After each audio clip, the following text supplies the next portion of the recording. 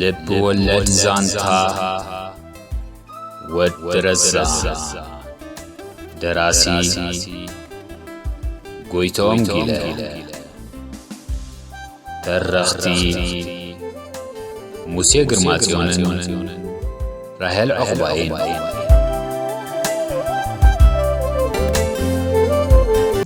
እንተ ያለኸ ሓድሽ ነገር ዶክተር ኩነታት ከመይ ዘሎ ሓተተ ወድረዛን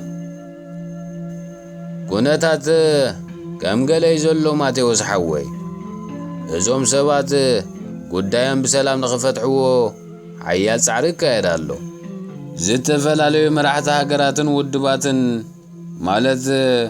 ፕሬዚደንት ሮበርት ሙጋበ ናይ ዚምባብዌ ፕሬዚደንት ሐሰን ጉሌድ አብቲዶን ናይ ጅቡቲ ምክትል ፕሬዚደንት ሩዋንዳ ፓል ካጋመን ዋና ጸሐፊ ሕብረት አፍሪካ ሳልም አሕመድ ሳልምን ነቲ ሽግር በአጉ በሰላም ንምፍታሕ ፈተነታት ጀሚሮም ኣለዉ ውድብ ሕብረት አፍሪካውን ኣብቲ ካብ ዕለ 8 ክሳብ 10 ሰነ 1998 ዓመተ ምህረት ኣብ ዋና ከተማ ቡርኪና ፋሶ ዋጋዱጉ ዘካየዶ መበል 34 ጉባኤኡ ዶባዊ ግጭት ኤርትራን ኢትዮጵያን ንምፍታሕ ልኡኹ ናብ ኢትዮጵያን ኤርትራን ክበጽሕ ምዃኑ ኣፍሊጡስ በዚ መሰረትካ ልኡኽ ሰላም ውድብ ሕብረት አፍሪካ ብ19 ሰነ 1998 ዓመተ ምህረት ናብ አስመራ በመኻድ ምስ ፕሬዚደንት ግዚያዊ መንግስቲ ኤርትራ ተራኺቡ ተዘራሪቡ ነይሩ እቲ ዝርርብ እወታውን ውጽኢታውን ብዘይምንባሩ ድማ ናይ ሰላም ጻዕርና ክቕጽል እዩ ኢሉ ብዘይፍረ ናብ ሃገሩ ተመሊሱ ማለት እዩ ብድሕሪዚ በአምባሳደራት ቡርኪና ፋሶ ዚምባብዌን ጅቡቲን ዝቖመልኡ አፍሪካዊ ሕብረት በሓደ ሐምለ 1998 ዓመተ ምህረት ምስ ፕሬዚደንት ግዚያዊ መንግስቲ ኤርትራን ምስ ቀዳማይ ሚኒስተር ኢትዮጵያን ተራኺቡ ተዘራሪቡ ነይሩ ኣብ ዝርክብ ዝውን ልኡኽ ሰላም ዝኾነ ይኹን ዓወት ከየመዝገበዩ ናብ ዝመጾ ተመሊሱ ምኽንያቱ ቀዳማይ ሚኒስተር ኢትዮጵያ ሓይልታት ኤርትራ ካብ መሬትና ከይወጹ ኣይንዛተን ክብል ከሎ ፕሬዚደንት ግዚያዊ መንግስቲ ኤርትራ ድማ ዘለናዮ ቦታ መሬትና ስለ ዝኾነ ካብ መሬትና ይንወጽን ኢና ስለ ዝበለ ፍታሕ ኣይተረኽበን ኣቦ መንበር ሕብረት አፍሪካ ፕሬዚደንት ብለዝ ካምፓዋረ ብዕለ 7 ታሕሳስ 1998 ዓመተ ምህረት እንደገና ንኽልቲኦም ሰብ ነገር ማለት ነቐዳማይ ሚኒስተር ኢትዮጵያን ንፕሬዚደንት ግዚያዊ መንግስቲ ኤርትራን ናብ ዋጋዱጉ ብምዕዳም ምስ ንፕሬዚደንት ሮበርት ሙጋበን ሐሰን ጉሌድ አፒቲንዶን ከምኡውን ዋና ጸሐፊ ውድብ ሕብረት አፍሪካ ሳልም አሕመድ ሳልም ኮይኑ ናይ ሰላም ዘተ ኣካይዱ ነይሩ ነዘን ዝስዕባ 8 ናይ ዕርቂ ሓሳባት ድማ ክልቲኦም ወገናት ንኽቕበልወን ጠለብ ኣቕሪብሎ ቀዳማይ ተጻቦ ብቕጽበት ደው ክብል ካልኣይካ ክልቲኦም ወገናት ሕድሕድ ንኸይጠቓቕዑ ቃል ክኣትዉ ሳልሳይ ድማ ናይ ክልቲኡ ወገን ሰራዊት ናብቲ ቅድሚ 6 ግንቦት 1998 ዓመተ ምህረት ዝነበሮ ቦታ ክምለስ ራብዓይካ ሲቪላዊ ምምሕዳር ኣብቲ ኹናት ዝተኻየደሉ ቦታ ናብ ቀደሙ ክምለስ ሓምሻይ ድማ ካብ ኩሉ እቲ ዘሰሓሕብ ቦታታት ሰራዊት ክልቲአን ሃገራት ክሰሓብ ሻድሻይ ድማ ምምልካት ዶባት በአህግራዊ ሕጊ ንኽፍጸም ክልቲአን ወገናት ንኽቕበሉ ሻብዓይካ ንጠንቂ እቲ ኹናት እትምርምር ኮሚቴ ክትቀውም ክኸውን ከሎ ሻምናይ ናይ መወዳእታን ድማ ኣብ ልዕሊ ሰላማውያን ዜጋታት ዝውሰድ መጥቃዕቲ ደው ክብል ዝብላ ብፍላይ ንኤርትራ ኣዝየን ኣገደስቲ ዝኾና ነጥብታት እየን ነይረን ምኽንያቱ ግዚያዊ መንግስቲ ኤርትራ ኣቐዲሙ ወራር ከም ዘይጀመረ ምምልካት ዶባት በአህጉራዊ ውዕላት ንኽፍጸም ጠንቂ እቲ ኹናት ንኽምርመር ከምኡውን መጥቃዕትን በደልን ኣብ ልዕሊ ሰላማውያን ሰባት ደው ንኽብል ይጠልብ ስለ ዝነበረ እንተኾነ ነዘን 8 ብውዕል ዋጋዱጉ ዋና ከተማ ቡርኪና ፋሶ ዝፍለጣ ወሰንቲ ናይ ዕርቂ እማመታት መንግስቲ ኢትዮጵያ ክቕበለን ከሎ ጊዜያዊ መንግስቲ ኤርትራ ግን ነፂግወን ከም ዝነበረ ብመንግስቲ ኢትዮጵያን ብሸምገልትን ተነጊሩና ማለት እዩ። ንምንታዩ ጊዜያዊ መንግስቲ ኤርትራ ነፂግወን ግን ዝተሓበረና ነገር የለን። ህዝቢ ብዛዕባ ዝፈልጦ ነገር የብሉን። በዚ ምኽንያት ኢና ዘይተቐበልናዮ እውን ኣይተባህለን። ብድሕሪዚ ነቲ ናይ ሰላም እማመ ዝነፀገ ጊዜያዊ መንግስቲ ኤርትራ ንምልማንን ንምልዛብን ተባሂሉ ብቐዳም 12 ነሓሰ 1998 ዓመተ ምህረት ዋና ጸሓፊ ሕብረት ኣፍሪቃ ዝመርሖ ጉጅለ ዕርቂ ናብ ኤርትራ ብምምጻእ ምስ ፕሬዚደንት ጊዜያዊ መንግስቲ ኤርትራ ተራኺቡ ተዘራረበ። እንተኾነ ዝውን ከምቲ ብቕድሚኡ ዝተገብረ ርክባት ብዘይፍረ ተረፈ። ብድሕሪዚ ፍሽለት እዚ ኩሉ ጻዕርታ ሰላም ድማ መንግስቲ ኢትዮጵያ ኣብ ልዕልቲ ንሕና ቀዳመይቲ ጤት ኣይክንትኩስን ኢና ዝብል ዝነበረ ጊዜያዊ መንግስቲ ኤርትራ ብቐዳም 6 ለካቲት 1999 ዓመተ ምህረት ካልኣይ ወራር ዝተሰምየ ሰፊሕ ወተሃደራዊ መጥቃዕቲ ብወገን መረብ ሰቲት ከፈተ። እቲ ነቲ ብሓይሊ ተወሪርኒ ዘሎ መሬተይ ብሓይሊ ክምልስ ኢሉ ብ6 ለካቲት ኣብ ልዕሊ ሓይልታት ምክልኻል ኤርትራ መጥቃዕቲ ዝጀመረ መንግስቲ ኢትዮጵያ ግን ፈተንኡ ኣብ ውዕድ መዓልታት ብዘይ ዝኾነ ይኹን ፍረን ለውጥን ብሓይልታት ምክልኻል ኤርትራ ተጸፊዑ ቃመ። እቲ ኣብ ቀዳማይ ፈተንኡ ዘይሰለጦ መንግስቲ ኢትዮጵያ እንደገና ድሕሪ 2 ሰሙን ሰንበት መዓልቲ ወጋሕታ ሰዓት 4 ኣብ ክንድና ቤት ጸሎት ሓነናይቲ ብ6 ለካቲት ኣብ ገዛ ገረላሰን እላላን ዝበሃል ቦታታት ዝወረዶ ክሳራን ስዕረትን እላላን ዝበሃል ቦታታት ዝወረዶ ክሳራን ስዕረትን ምፍዳይን ንባድመ ንምምላስን ናብ ውግእ ወፈረ። በዚ መሰረት ድማ ሰንበት 21 ለካቲት 1999 ዓመተ ምህረት ወጋሕታ ብወገን ባድመ ሰፊሕን ማዕበላውን መጥቃዕቲ የኸፈተ። እዚ ወፍሪ ዓራርብ ዝተሰምየ ማዕበላዊ መጥቃዕቲ ዝኻ ሰሙን ሙሉእ ብዘይ ዕረፍቲ ማዕበል ብድሕሪ ማዕበል እናሃጀምካ ወራር ብምክያድ ኣብ መወዳእታ ንባድመን ከባቢኣን ዓርቢ 26 ለካቲት 1999 ዓመተ ምህረት ካብ ሓይልታት ምክልኻል ኤርትራ መንዚዑ ተቆጻጸሮ። ሻቡ መንግስቲ ኢትዮጵያ ነቲ ከቢድ ዋጋ ከፊሉ ዝሓፈሶ ዓወት ማለት ንባድመን ከባቢኣን ብሓይሉ ከም ዝተቆጻጸሮ ብምሕባር ብጓይላን ዳንኬራን ንእለቱ ክጽምብሎ ከሎ እቲ ፍጹም ዘይተጸበዮ ስዕረት ዘጋጠሞ ጊዜያዊ መንግስቲ ኤርትራ ኸኣ ውፅኢት እቲ ኹናት ይኹን ካልእ ህዝብን ሰራዊትን ኤርትራ ክፈልጦ ዝግብኦ ዝኾነ ይኹን መግለጺ ወይ ሓበሬታ ከይሃበ ንሱ እውን ማዕረ ማዕረቲ ዓወቱ ብጓይላን ዳንኬራን ዝጽምብል ዝነበረ መንግስቲ ኢትዮጵያ ብምጓዓዝ ንጽምብል ዓወት ባድመ ንምድማቕ ክመስል ነታ ቐዲሙ ንኣዋርሕ ዝተሓሰሙ እማመ ሰላም ዋጋዱጉ ንብሙሉኡ ብዘይ ዝኾነ ይኹን ቅድመ ኹነት ከም ዝተቐበሎ ብመራኸቢ ብዙሃኑ ብቕጽበት ሓበረ። እቲ ብቕድሚኡ ብዛዕባ ውዕል ሰላም ዋጋዱጉ ኾነ ካልእ ናይ ሰላም ውዕላት ምንም ኣፍልጦ ዘይነበሮ ህዝቢ ኤርትራ ኸኣ መንግስቲ ኤርትራ ንውዕል ሰላም ዋጋዱጉ ከም ዝተቐበሎ ብወግዕ ኣፍሊጡሎ ዝብል መግለጺ ብሃንደበት ምስ ሰምዐ ኣዝዩ ሰንበደ። እዚ ህጹጽ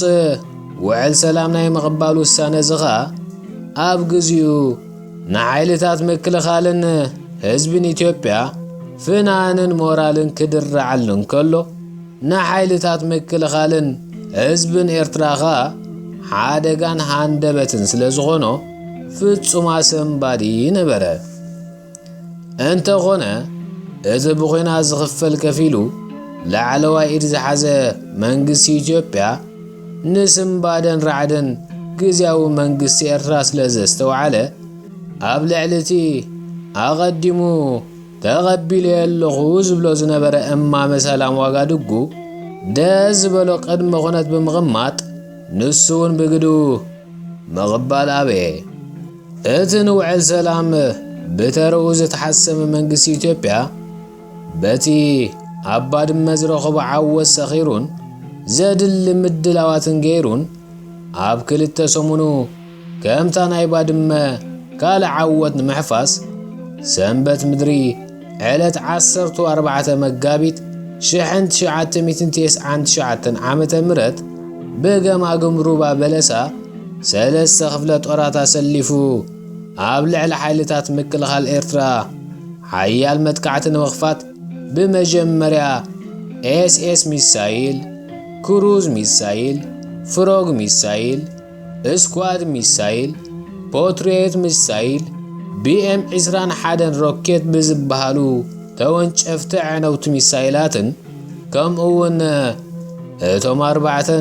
3 ኪሎ ሜትር ዝውንጨፉ ሞርታራትን 81-82 ብተወሳኺ ወላውን ብለይቲ ኸጥቃዓ ዝኽእላ 2 ሚልሚ 24 ኤም ዝዓይነትን ብ19 መስከረም 1969 ዓመተ ምህረት ብሩስያ ዝተሰርሐ ሄሊኮፕተራት ገይሩ ንዕርድታት ሓይልታት ምክልኻል ኤርትራ ብጻዕቂ ኸድብድቦ ወርፈደ። ብድሕሪኡ ዘጋጠመ ኩነታት እስከ ንስኻ ባዕልኻ ኣብቲ ኹናት ስለ ዝነበርካ ማቴዎስ ከመይ ነይሩ ትውዕሎ ግለጸልና ኢሉ ንወዲ ረዛን ጠመቶ ኣብ ሳደቕ እዚኣ ወዲ ረዛን ሽዑ ክላእ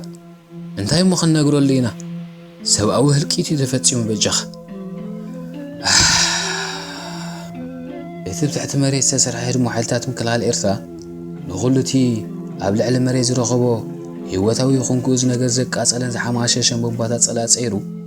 ንዝኣመነዎ ደቁ ዓቂቦም እዩ። ብድሕሪ ዝጽዑቕ ደብዳብ ሰራዊት ኢትዮጵያ ታንክታት ኣምሪሑ ናብ ድፍዓት ሓይልታት ምክልኻል ኤርትራ ተጸጊዑ ኩራራ ዓርከይ ዝርከቦም ጀጋኑ ኣባላት ቀዳማይ ብርጌድ ናይ ክፍለ ሰራዊት 22 ዝኾኑ ሓይልታት ምክልኻል ኤርትራ ሽዑ ካብ ድፍዓቶም ወፂኦም ኣብ ኢዶም ቦምባ ጨቢጦም ከም ኢራብ እናዘለሉ ናብ ታንክታት ጸላዮም ጎዮም ሓጺንን ሰብን ድማ ፊት ንፊት ተፋጠጥ ኮይኑ ኩራራ ዓርከይ ኣታዞም ብንጀራና ዝዓበዩ በዓል ገረንጭል ፋራው ኮይም ዝዋግኡና ዘለዉ ይኣኸ ሽወያ ሞ ጉልባብ ግበረለይ ነፍሲ ነዛብ ቅድሜና ዘላ ታንክ ኸይደ ቦምባ ኽርኩዓላየ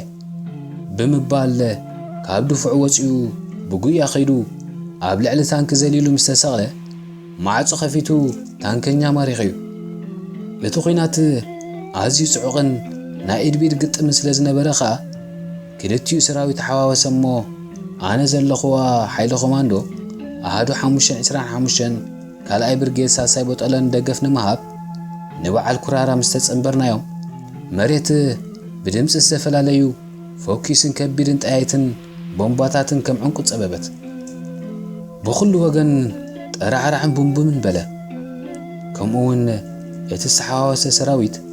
ገለ ብሕልኮ ገለ ድማ ብጉስ ተጠማጠመ። እተን ኣብ ልዕሊ እቲ ዝተሓዋወሰ ክልተ ደማዊ ሰራዊት ዝዝምብያ ዝነበራ ነፈርቲ ውጊ ኢትዮጵያ ኸኣ ናይ ወገንን ናይ ጸላእን ሓይሊ ፈሌን ካሃርማ ስለ ዘይከኣላ ብርቱዕ ድምፂ እናስምዓ ኣዝየን ትሒተን ኣብ ልዕሊና ዘዘንብየን ጥራይ ተመልሳ። ሽዑ ዝገርመኩም ኣነ ኣጋጣሚ ንኹራራ ኣብቲ ዒረር ዝወጸሉ ትቦ ንሓንቲ ታንክ ተንጠልጢሉ ኽቃለሳ ምስ ረኣኽዎ ኣታ ኹራራ ኩራራ ኣታ ኹራራ ኢለ እናፀዋዕኹ ብጥኢት ከይምንጥሎ ኸለዎ ኸውርዶ ናብኡ ገጸኒ ሓይለይ ጐየኹ። ኩራራ እታ ካልእቲ ታንክ ተሰኪማቶ ሸንኮለል እናበለት መምራኽ ምስ ኣበየቶ ግን ቦምባ ኢድ ብኣፍቲ ቱቦ እትላ ዘሊሉ ብምውራድ ኣብ መሬት ጠንቀላል ዓበለ። ኣነ እውን ጎየ ብጥቑ በፂሐ ስለ ዝነበርኩ ብሃፈፅ ተሓዊ ናይቲ ታንኪ ገፀይ ተለብሊበ እንድሕሪት ወዲቐ ማለት እዩ። ኩራራ ዓርከይ ምስታ ታንክ ዝተቓፀለ ስለ ዝመሰለኒ ግን ብቕፅበት ተንስኤ ካብቲ ሃልሃል ተሓዊ ንኸውፆ ናብታ ባልባል ትብል ዝነበረት ታንክ ገፀይ እንደገና ክጎየ ከለኹ ካብቲ ዝወደቆ ተንስኡ ናብ ብፆቱ ክምለስ ንኩራራ ረኣኽዎ እሞ በቐታ ናብኡ ገፀይ ጎየ ኸይደ ምስ ረኸብክዎ ኣታ ታኹንካ ታኹም ትገብር ኢኻ ባዕልኻ ክትስዋ ደሊኻ ብሎ ኣለኹስ እምባ ኣታ ወዲ ረዛን ዓርከይ ከምኡ ጌርና ተዘይ ኣቃፂልና እንዳ እዘን ኩለን ታንክታት ድፉዓትና ረጊፀን እንዴን ክሓልፋ ባእታ ክንደይ ከበዛሕያን በጃኻ እዋይ ወያነዳ ነዘን ታንክታት ለሚኖም ደም ወላ ዝተኻርዮሞም ኣምፂኦሞ እዋይ ሙሲባ እዘን ቁንጣሮ ታንክታት ዳ ኣይኮነን ደቐ ቅድሜና ሓሊፈን ናብ ድፉዓት ፀላእ ከኣትዋስ ብድሕሬና ኮይነን እውን ኣብ ሓመድ ተቐቢረን እምበር ኣብ ላዕሊ ኮይነን ዘይትኩሳ ኣይገርመካ ብብዝሒ ሰራዊትን ብብዝሕን ዓይነትን ኣፅዋር ይተዓፃፀፉና እኮዮም ኢሉ ኣስዕቕ ንብለካ ኩራራ ዓርከይ። ኣብቲ ሓያል ናይ ኢድ ብኢድ ግጥም እግሪ ምኽልካ ኣብ ማይላም ዝተባህለ ቦታ ጥራይ ኩራራን ብፆቱን 27 ታንክታት ኢትዮጵያ ከቃፅሉ ከለዉ 30 ታንክታት ድማ ማሪቖም ከምኡ ኸኣ ሓንቲ ኤምኣይ 35 ዝዓይነታ ሄሊኮፕተር 49 መጋቢት 1999 ዓመተ ምህረት ብምምራኽ ብሰንበት 21 መጋቢት 1999 ዓመተ ምህረት እውን ሓንቲ ኤምኣይጂ 23 ቢኤን ዝዓይነታ ነፋሪት ውግእ ኣቃፂሎም እዮም። ሄሊኮፕተር ምስ ታንክታ ብምምራኾም ከዓ ሓጎስን ደስታን ሓይልታት ምክልኻል ኤርትራ ኣዝዩ ልዑል እዩ ነይሩ። ኣብ ልዕሊ ፀላኢ ከቢድ ናይ ሰብን ንብረትን ክሳራ ብምውራድ ነቲ ወራር ዘፍ ስለ ዘበልናዮ እውን ስዕረትን ክሳራን ባድመ ብዓወት እግሪ መኸል ተደቢሱ እዩ።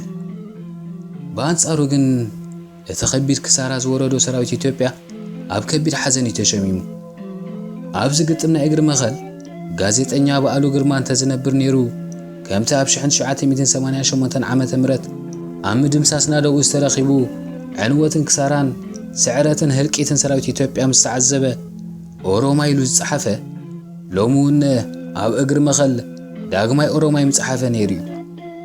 ኣብዚ ናይ ዕለት 14 መጋቢት 1999 ዓመተ ምህረት ግጥም ኩራራ ዓርከይ ዘርኣዮ ትብዓትን ጅግንነትን መግለፂ ይብሉን።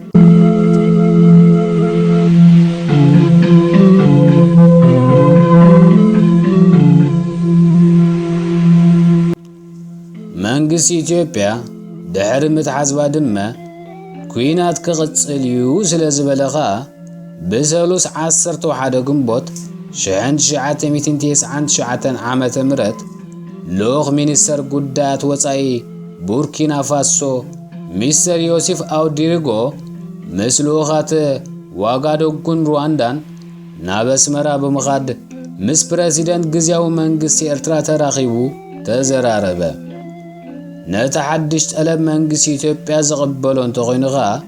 ንፕረዚደንት ግዚያዊ መንግስቲ ኤርትራ ሓተቶ ንወያነ ኩናት ናይ ምቕፃል ዕድል ንምኽላኢልና ምስ ዕቃበታቱ ተቐቢልና የለና ስለ ዝበሎ ድማ መልሲ መንግስቲ ኢትዮጵያ ንምስማዕ ናብ ኣዲስ ኣበባ ኸይዱ ከሎ እዩ መንግስቲ ኢትዮጵያ ንኩናት እግሪ መኸል ጀሚርዎ። ሕጂ ድሕሪ ስዕረት እግሪ መኸልከ ንውዕል ሰላም ክቕበሎ ድዩ ክነፅጎ ኸኣ ኣብዚ ዝቕፅል መዓልታት እንሰምዖ ጉዳይ ይኸውን። እንታይ ትብል ወደይ? እዚ ኩሉ ጋሕገልጠምን ክሳራን ውርደትን ግን እንታይ ኣምፅኦ? ካብ ፈለማ ነቲ ዝቐረበ 8 ናይ ምትዓረቕ ነጥብታት ንምንታይ መንግስቲ ኤርትራ ዘይተቐበሎ? ኣብ መወዳእታ ኸ እንታይ ለውጢ ስለ ዝተገብሮ እዩ ተቐቢለ የለኹ ኢሉ ሓተተ ወዲ ረዛን ተገሪሙ። ዋላ እኳ ብወግዕ ንህዝቢ ዝተገልጸ ነገር ተዘይሃለወ ግዚያዊ መንግስቲ ኤርትራ ነቲ ውዕል ዝነፀገሉ ምኽንያት ግን እንተዳ ነተን ኣብ ቁፅርታት 45 ዘለዋ ማለት ምምላስ ሲቪላዊ ምምሕዳርን ካብቲ ቦታ ሰራዊት ምስሓብን ተፈቒዱ ነቲ ቦታ زيناتو مخانو يأمن كم زلو سلازا سمع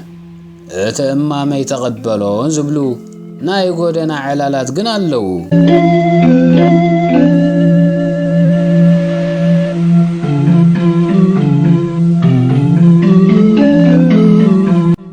مسقانا يخونكا فتار خل العالم اوايز رب غطعم انس ازد حرواي كينات كاب قصصرنا وصانا غنا مسكده ازو محواتيسي بسلام دوغن ملوس يغنيله بزو يحتشاغيله نيره بحق فريها نيره خجر مكة تمسكن انقع بسلام مساكا زحوي نقاغ بدا عنده تمليسو حجدا ابي كيدو مساخا زي مسا كاب عسب ايتملسن ديو حاتته دكتور قاسم تكوريلو عين ودرزان انا تمته ودرزان بحساب قصو تلواويتو كغازن مستعزبو جن قلطيفو سلازه تردو كورارا كامز تسوء فلتا اجو خماتي وسحوي إذا غيمت فريهنا كوينا إذا حدقنيا خناتات بسلام كعرف اللو زبلنا كابكونا جن أجو خز حوي صنع مسواتي بعل نقايو نزه زبن هاقرن كاب تفاتا الحين وزلو من نقيرو كادا خمس تسوى مسبلو ودرزان إحنا بلا كنفرو نغيسو بخياتو ككلاخل صنيحو سلا زبرتعو مسارو سينو بهاندبت ببخيات نخنخه اجو غباتا ماتي وزحوي كومو زي قبر نجقنا دو يبكيو نورن نسو جقنا تعبنا المليخة أجوغا ما تيوسحوي إنا بلقوا عبزالي غزيا كتس أنا نعو انت فتنا عركنة فغرن كراران ودرزان سلس فلتقن نسوون عزيو حزينون ودرزان آدن جيسوون رأسو حزو داننا